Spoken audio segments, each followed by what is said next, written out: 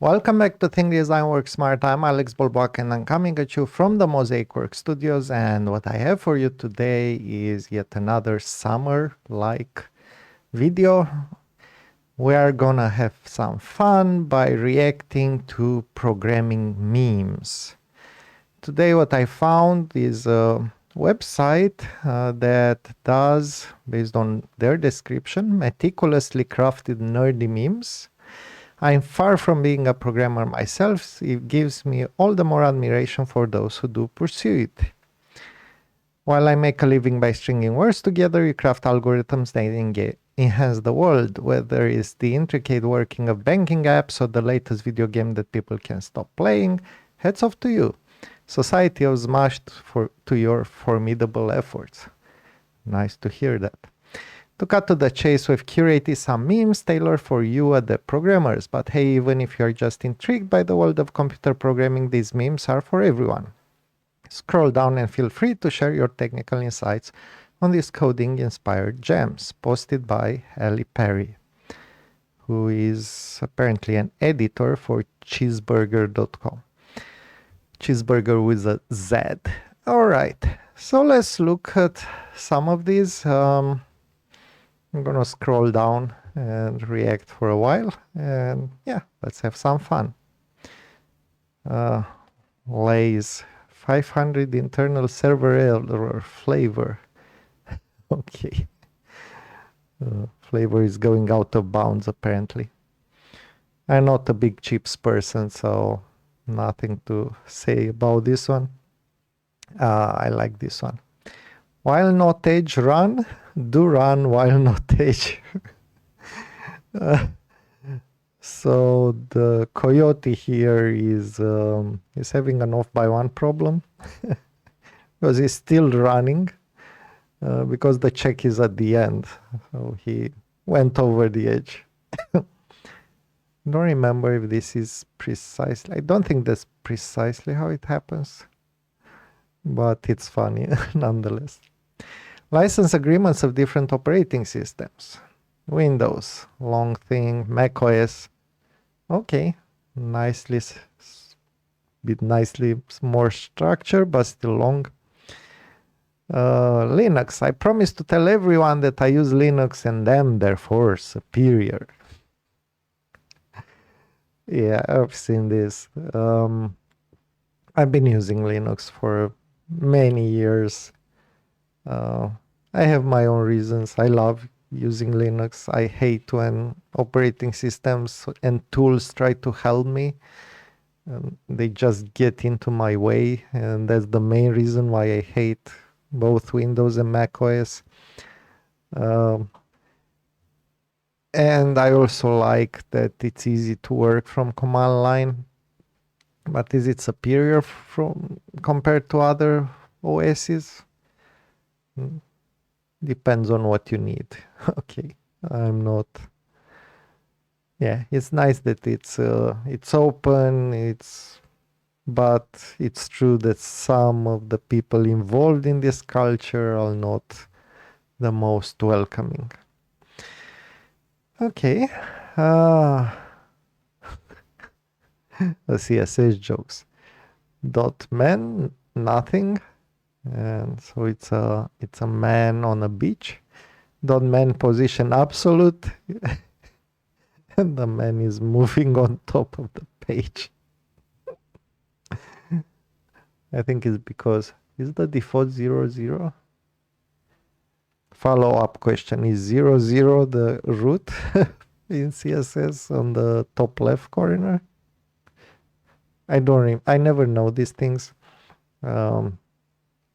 First of all, I rarely need to use position absolute. Second of all, when I use it, it's typically, very limited manner, and then I forget about it. Oh, and then .titanic flow none button 0.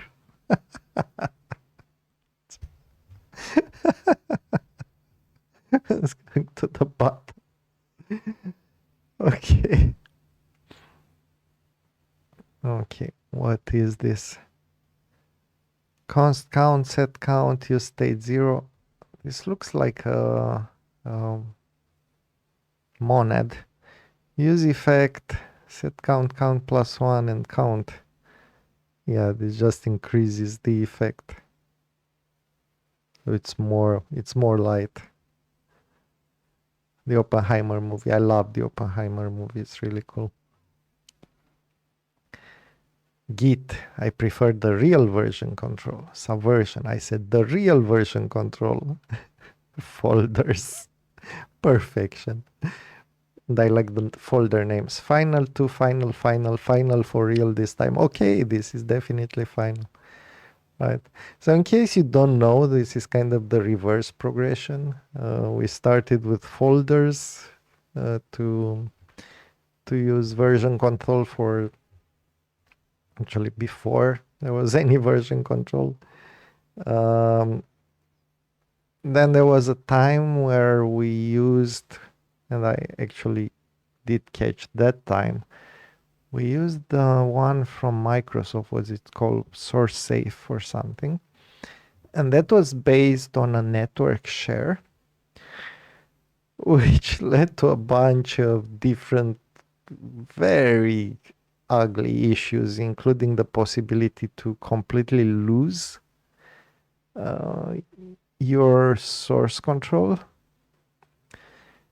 And then we had Subversion, which was a real improvement compared to source safe in the sense that you could actually have a proper database and you wouldn't lose data, which was fairly important. And it worked quite well, except for two things. One of them is that you had to lock the files you were working on. It was the same with the source safe. And in case you left on holiday, those files remained locked. And so if anybody else wanted to make changes, they had to go to the admin and they had to unlock. It was a whole thing. And it was fairly easy to forget them locked because this came with, Subversion came with command line interface, with a visual interface, but also with extensions. And so some of the extensions were doing stuff automatically. You know, automating might mean that occasionally it goes wrong. Another problem with Subversion was that creating a branch was extremely slow. I think it was copying every file, and it was doing this. Maybe on SSD it doesn't matter as much, but on older hard drives, oh boy, this was a whole adventure. And yeah, there are people saying today that maybe you shouldn't use branches at all and just do trunk-based development. All right, fine. But really, Git, no matter how much people are against Git online, which I honestly don't get, it's really powerful and solves a lot of these problems in a fast, optimized way. And yeah, there are a bunch of issues related to Git. I see a bunch of problems that people get into, but usually it's because version control in itself is a complex problem. You need to either to understand the problem or do what I do, which is basically limit yourself to a set of command line commands that you can use and that solve 95% of your issues. That's pretty much it. And then there are a bunch of things that you can do. For example, use an integration branch when you want to merge things that are more complicated to merge. By integration branch, by the way, I mean So you want to merge your branch with a branch that is um,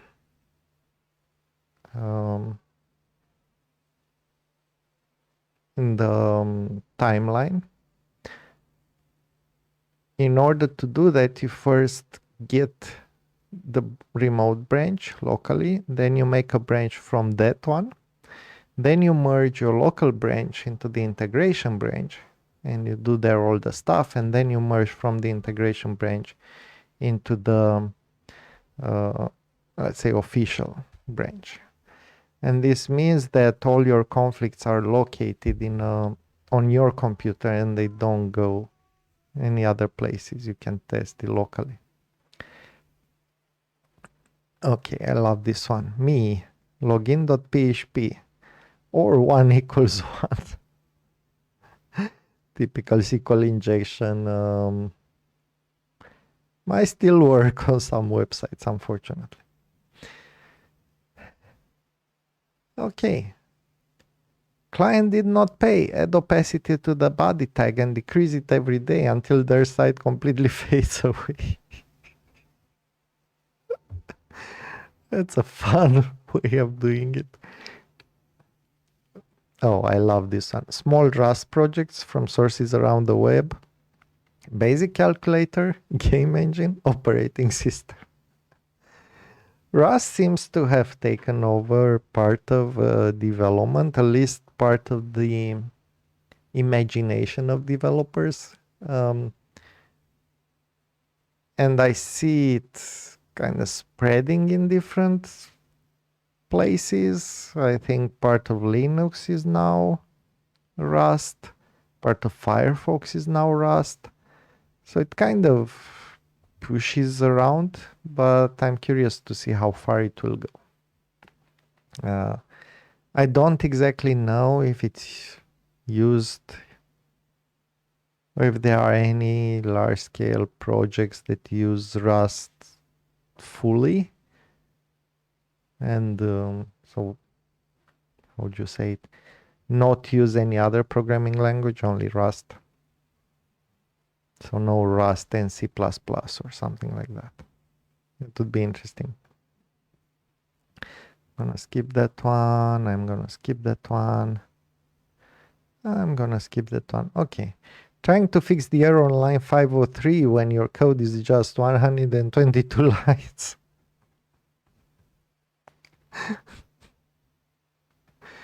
Honestly, I've never had this problem. But sometimes I do get an error. Particularly in Python, you would get errors like in a file that is in a library that you're using and you get an error line 503 of that file and it's like, this doesn't help me. No, what can I do with this information? It would be nice to have more checks in Python that would give you information of things that don't work. Because typically it's about calling the wrong things or calling the thing with the wrong parameters. And I know some people start telling me now that this is because of optional types in Python. No, I don't think that's the problem. The problem is the lack of checks in the code. So it's bad programming. When it's your turn to code in pair programming and you've been spacing out the whole time,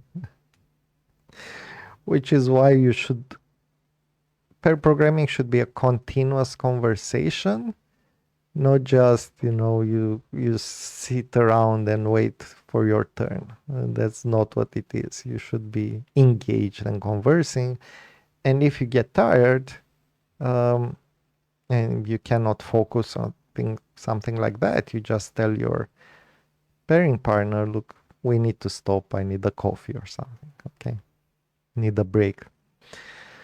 Junior developer. I do not know who I am. I do not know why I'm here. All I know is that I must crash the production server. I never crashed the production server as a junior developer. But also the infrastructure was much less complex than what is today. So yeah. One important thing is whenever this happens, don't blame the person, but figure out what was wrong in the system. It's not their fault that they did something they were allowed to do, but it crashed the server. It's the system's fault that it did not prevent people from doing that, because anybody could do that in a hurry, or if they are um, tired, or if an attacker manages to get into your infrastructure somehow and run the thing. So yeah. Random GitHub open source developer. I write code that makes no sense and makes no money. Yeah. I mean, I don't know. There are quite some good tools on GitHub and libraries and practice code and all kinds of stuff. But yeah, I imagine there are also a lot of these things. I don't spend a lot of time on GitHub. First day working in IT, you feel like a unicorn. 3 months later, feel like a horse with a furnace on top. Yeah, this job can be pretty taxing, but it's also very fascinating. Um, so you have to be passionate to resist for many years. New side project. Me 10 minutes into side project. Thinking of a new side project. At least that's how I understand it.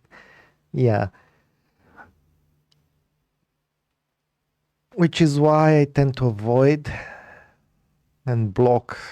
I have a lot of ideas for side projects, but look, there's not enough time to do all that. So rather focus on things that are useful. If I copy paste the code, I feel bad. If I rewrite the exact same code myself, I don't feel bad. That's true. And but actually, I think it's a function of understanding, because if you write the same code, you understand why. I don't feel bad when I copy paste code that I understand well. But just copying mindlessly, not that great. And that's the same thing with AI generated code, by the way. So migrating your 15-line shell scripts to 10-line Python script might indirectly add thousands of instructions to execute until we meet again. Yeah, I mean, that's true that when you execute this, you'll end up with more instruction, likely, because your shell scripts tend to be more basic than Python. However, generally, it's still a good idea to do it. Unless you have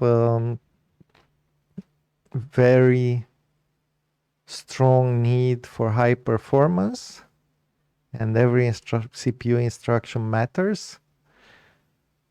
No reason not to use something that is smaller and easier to understand, and so easier to fix, less likely to have bugs. No. Fancy and or creative software name. Yet another what the tool does. Yeah, I don't know what to say about this. My code doesn't work. Let's change nothing and run it again. I have done this in the past. Because sometimes it's just, you cannot figure out how it doesn't work. And so maybe you've seen me also in the Alex Learns the HTMX series. I would rerun the tests sometimes, just to, without changing anything. And yeah, maybe it's silly, but hey, we are human. My manager, 1 hour after I pushed to production, we have a serious problem, which, okay, my Dutch pronunciation is really bad, so I think this means we have a serious problem.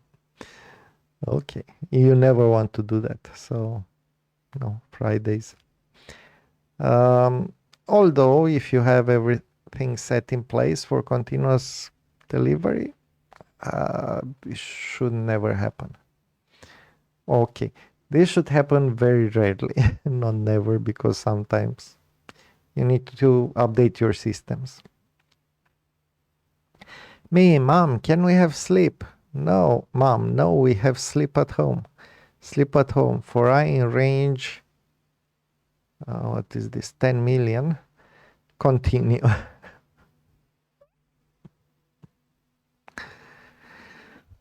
Yeah, so there's a big difference between sleep and this thing, because sleep actually usually uses direct instructions from the OS, which go to direct instructions from the processor. And so it informs the processor while this keeps the processor busy. Now, depending on your compiler, or in this case, I think it's Python code, on your interpreter, it might optimize away this thing as a sleep. We'll have to check it. My Windows computer doesn't work anymore. I set the year to 30,828. Okay, so I had to search for this. Year 30,828, beginning 14 September 13,828. Windows will not accept dates beyond this day, and on startup it will display an error regarding invalid system time in NTFS. This is because the file time value in Windows, which is a 64-bit value corresponding to the number of 100 nanosecond intervals since 1st January 1601, 00 UTC, will overflow its maximum possible value on that day at 248.05. Okay, 4775808 UTC. I had no idea this is a thing. And apparently, in this Wikipedia page, we can find other daytime issues that will happen. I knew about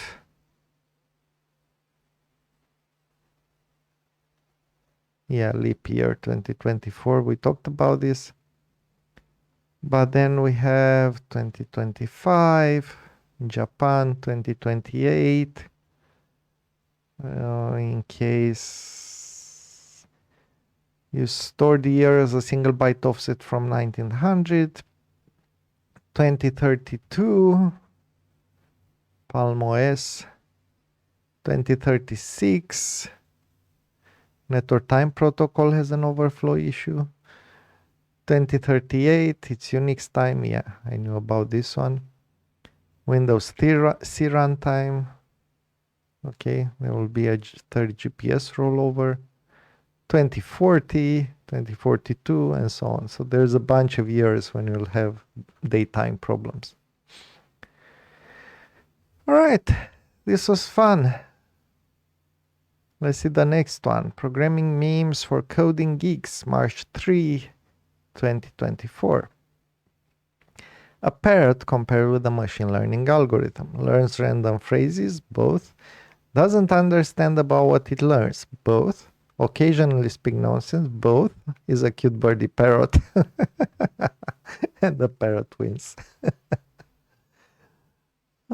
So fun thing I learned about ChatGPT, which I haven't thought about.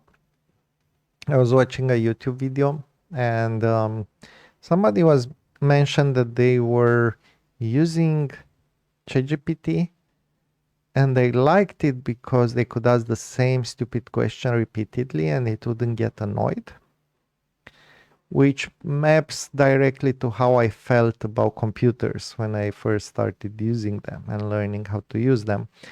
And so And that led to me going into programming, which means that maybe there's a future for consumer grade computer interactions based on AI.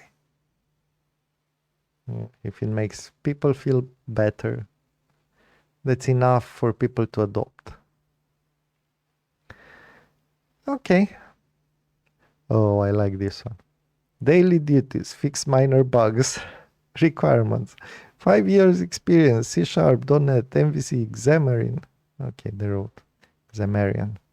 Is Xamarin a thing? I knew about Xamarin. Azure, SQL Server, REST, Java, SOAP, WSDL. Oh, jeez. WSDL, XML, XSLT, Path, JXRS, Hibernate. It's really funny for me. Um, yeah, I've seen a lot of things like this, and many people are looking for, many organizations are searching for senior developers or junior developers that have a lot of experience with these types of things. Uh, you should hire juniors for what they offer in terms of openness, how fast they can learn, things like that. Not based on experienced in various technologies, because technologies change. Code you think will compile compiles. Code you think will compile doesn't compile. Code you know won't compile this pretty much matches up my current C++ experiences. Sometimes you write code that you think will compile, it doesn't compile because, C++ fairly complex. Sometimes you write code, or I see code that should not compile in my mind, but then it compiles. And it does something really weird. All kinds of examples on social media about C++ on this. So in the movie, starting hacking FBI, 0%, 20%, 40%, 60%, 80%, 100%, FBI hack successfully. It's not how it works. Behind the scenes, print, starting hack, print, starting FBI, 0%, and so on. Yeah. This is not how hacking works at all. I did a talk at a recent conference about basically security for developers, inspired by our secure coding learning program and the interactions with participants. And we talked about this. It's basically, there's something called the Metasploit framework, which you can look into. And that's basically a command line tool that you can use to search for various exploits. And if you want to try an exploit on a specific, so let's say you scan ports, you figure out which ports are open, you find an open port that matches some kind of server, let's say MongoDB. And then you can search for MongoDB exploits, and then you just say use this exploit and try attack, something like that. I don't remember the exact command. And then it will try it for you because it's automated, and you can see the result. Based on the result, you've breached it or not. So, and you basically can try various such exploits, and is searching the exploit DB, which you can find on the web, to get these things. And yeah, so that's how hacking generally works. But even if 99.9% of these attempts are unsuccessful, if you get 0.01% that works, and you can breach into a system and get some data that you sell or encrypt or whatever, That's good enough for attackers. Honey, can't open the jar. Download and install Java.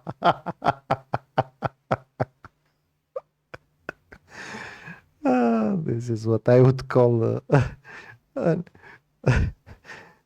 an interaction between a programmer and a non-geek entity.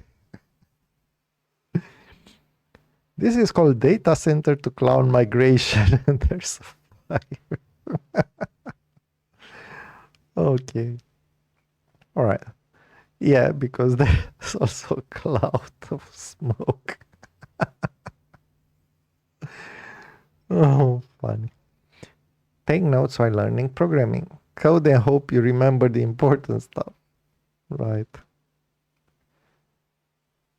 Uh, Taking notes is a very useful skill, unfortunately.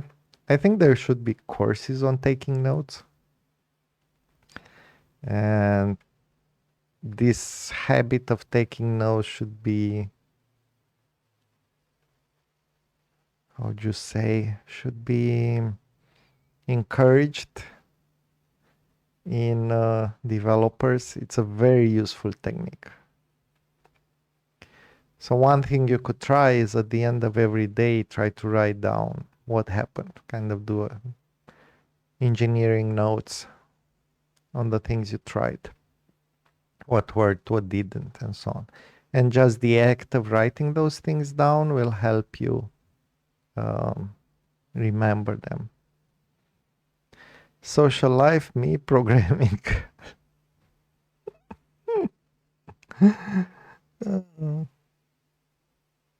I've seen this.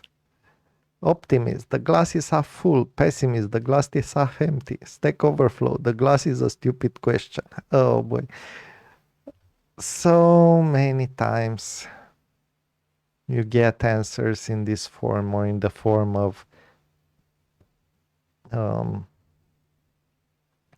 read the manual. And honestly, we should be friendlier with each other, which is why I like comments on our channel. It's really a nice way, even if your question sounds stupid to you, it's still something that we can take and make a video out of it that will be interesting to some other people who misunderstood or didn't understand the same thing in the same way as you. Okay, so it's quite valuable. When you are in a party and you're suddenly thinking of a solution to the bug you work on. Okay. Self-driving cars aren't even hard to make, just programming not to hit stuff. If going to hit stuff, don't. Yeah, you know, that's correct. However, figuring out what stuff is hittable and what is not. So for example, if you have, that was one of the fun hacks, which I hope doesn't happen in reality, but one of the exploits for self-driving cars was to use post-its to place them on the street so that it seemed that the center line was going out of the road, and the car would actually turn because it would confuse the post-its with the separating line between lanes. So how do you do that? And also I've learned about things like balloons. Apparently it's very difficult to differentiate between balloons and semaphore lights. If you see a green balloon, okay, maybe the car will start. So it's not as easy. I wish it were. A programmer who made the program, the programmers who made the compiler. Okay. My folder, downloads, large D. Me, CD downloads, small caps D. Linux. I've never met this man in my life. Yeah. So, big difference between Linux and Windows. Linux is case sensitive on folders, which can lead to stuff like this. Fortunately, you typically don't have this problem because you have autocomplete in the terminal. Debugging code I didn't write. The is that, the is this. Let's say the beep is that, the beep is this. And I will end with this one because this is probably my favorite one. Is older one, but Goldie. Theory is when you know everything but nothing works. Practice is when you don't know anything yet everything works. In programming, we combine theory and practice. Nothing works and we don't know why. Okay, so I hope this was a fun episode of Think Design Work Smart. And I hope you had some fun. Leave us some comments. What do you think? What any other memes that you found funny? Any one of these that you found particularly funny?